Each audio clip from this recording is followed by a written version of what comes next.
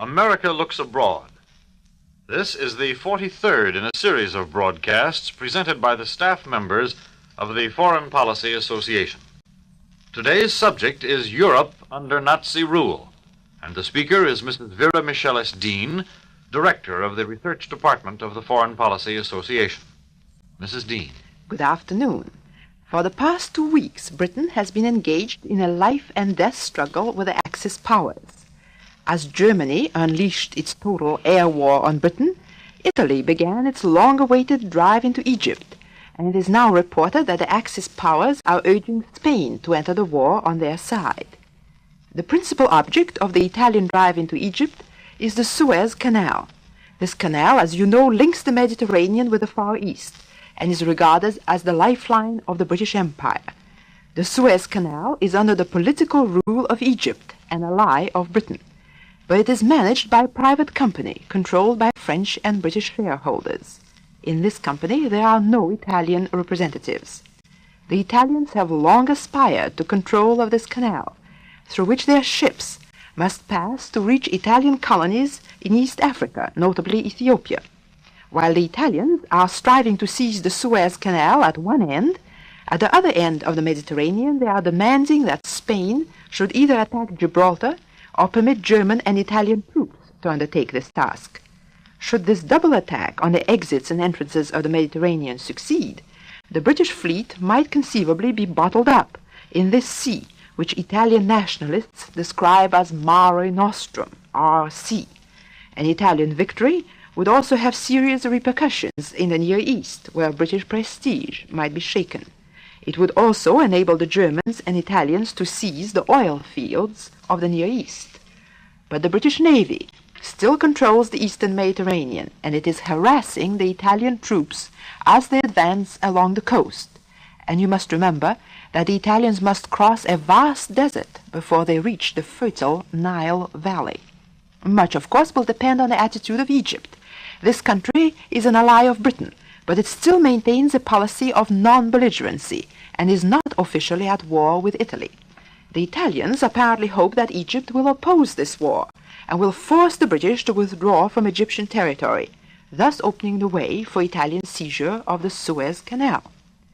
Meanwhile, the first 2 weeks of Germany's total air war against Britain ended yesterday, with no clear demonstration that the Nazis had secured daylight mastery of the air, which, according to Mr. Churchill, is the crux of the whole war. But neither is it clear that the German attack has yet reached its peak. Last Tuesday, Mr. Churchill told the House of Commons that air raids during the month of September had taken a toll of 2,000 dead and 8,000 wounded, most of them civilians. This figure is of course shocking in terms of individual lives, but it is regarded by military experts as far below that to be expected in a large and thickly populated city. The material destruction is more difficult to estimate, partly because British censorship does not permit American correspondents to disclose the damage done to military objectives, such as oil tanks, arsenals, aircraft and armament factories. As far as we can determine, many buildings in London have been razed or damaged. Communications have been temporarily interrupted at various points. Stores of food have been spoiled, and portions of London's docks, where 37% of the vessels engaged in overseas trade are loaded and unloaded, have been destroyed or disorganized. But information from official and private sources indicates that London civilians, with few exceptions, are adjusting themselves as best they can to the most destructive air raids of the war. Essential services are being carried on. Only 2% of the oil stores have been destroyed. London still functions as a port, although on a sharply reduced scale, and the American Military Commission, which has just returned from Britain, has indicated that the Germans would have to bomb London and England for a year before they could actually destroy the country. But the British authorities have no illusions regarding the critical dangers to which the country may be exposed in the immediate future. On September 11, Mr. Churchill warned his people that Nazi preparations for invasion on a great scale are steadily going forward along the entire German-occupied coast of Europe, from Norway to Spain.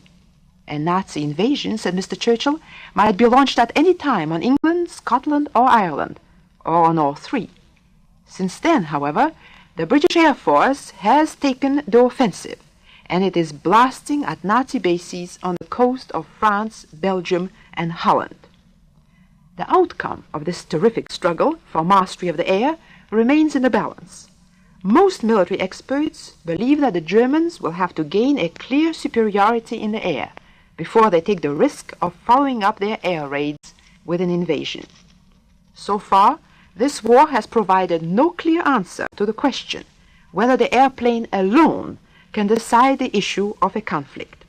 As you know, in Poland, Holland, Belgium, France, the Germans not only had a vast superiority in airplanes, but they encountered little or no anti-aircraft resistance.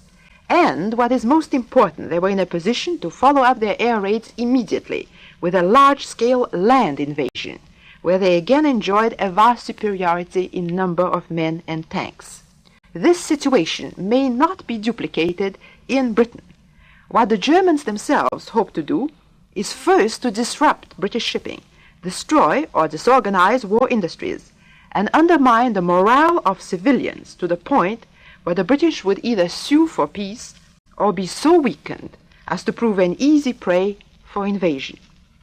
The outcome of this air blitzkrieg, therefore, depends not only on the relative quality and number of British and German airplanes and pilots, but also on the morale of the two peoples.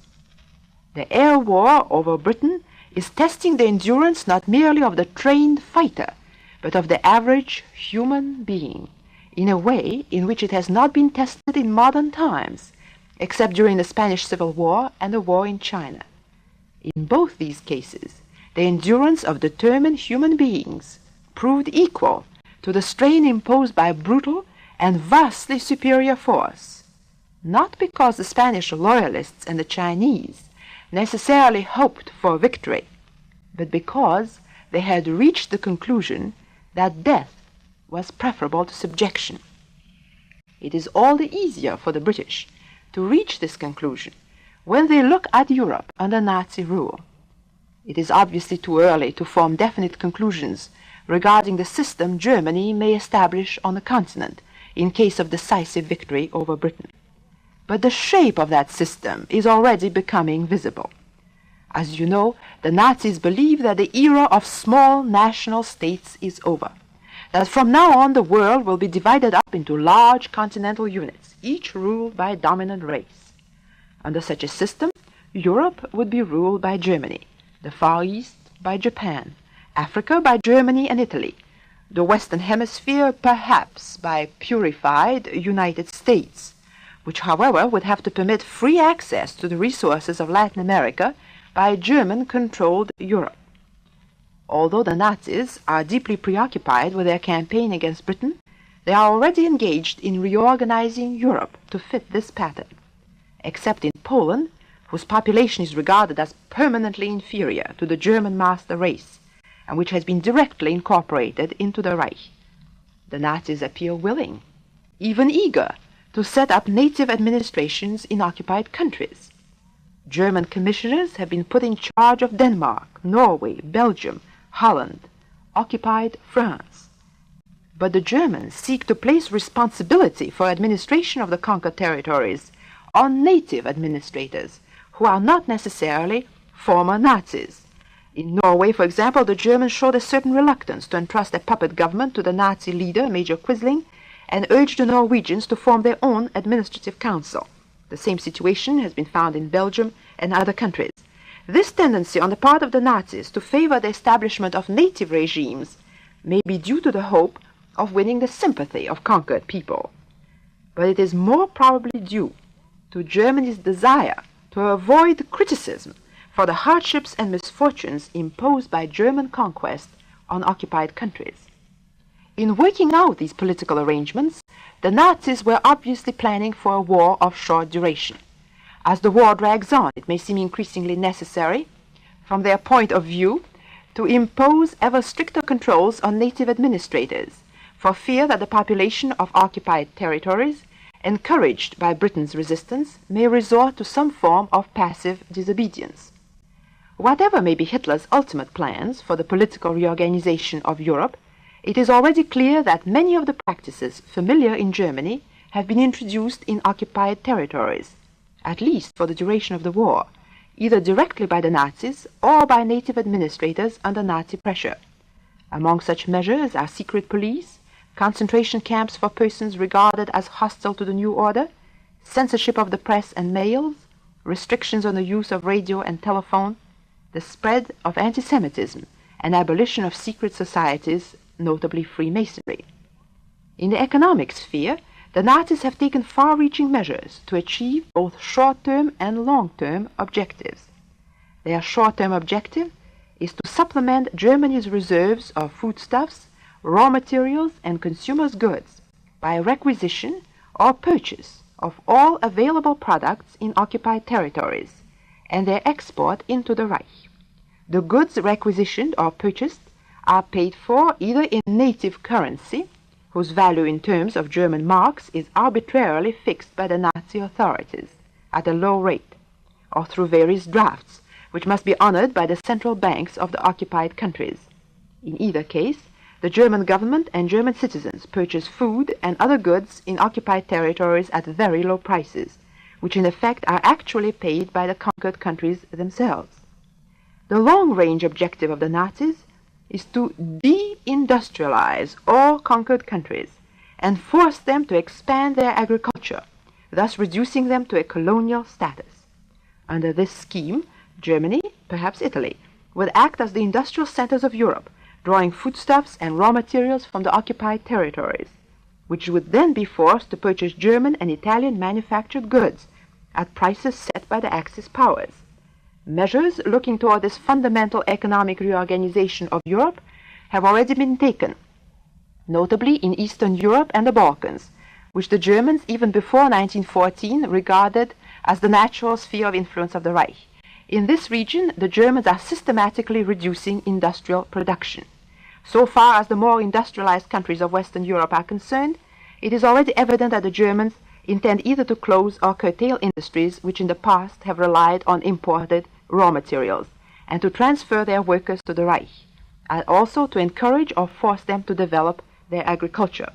The significant point about this development is that by closing down or curtailing the industries of occupied countries, the Nazis are reducing the capacity of these countries for eventual rearmament and armed revolt against Nazi rule. The growing realization of what Nazi rule may mean for non-German peoples in case of German victory has profoundly altered the attitude of many Europeans toward the war. When Germany was rapidly conquering one country after another last spring, it seemed to many people that a total German victory over Britain was inevitable, and that it was imperative to come to terms with the new Nazi order. But when Britain began to offer vigorous resistance, and German plans for a quick victory had to be revised, sentiment in the occupied territories underwent a fundamental change. The hope then revived that Britain might, after all, if not actually win the war, at least cause a stalemate, which would restrict German domination of the continent. And with this hope came the belief that only a British victory or a stalemate could save non-German Europe from total eclipse. Everywhere on the continent, people today are groping for new ideas, new leaders, new hopes. We must remember, we and the British, that the present conflict was precipitated not merely by the intransigence and greed of the Germans. It has far deeper causes, for which we too are responsible and which we too, in case of a German defeat, must undertake to correct. You have been listening to Mrs. Vera Michelis Dean, Director of the Research Department of the Foreign Policy Association. If you would like a free copy of this talk, send your request to the Foreign Policy Association, number 22 East 38th Street, New York City. 22 East 38th Street, New York City. The Foreign Policy Association is a nonpartisan organization open to all who are interested in American foreign policy. It offers accurate information on current world happenings, and in the world of today, foreign affairs are your affairs. We invite you to tune in next Sunday to hear another speaker in the series America Looks Abroad. This is the National Broadcasting Company.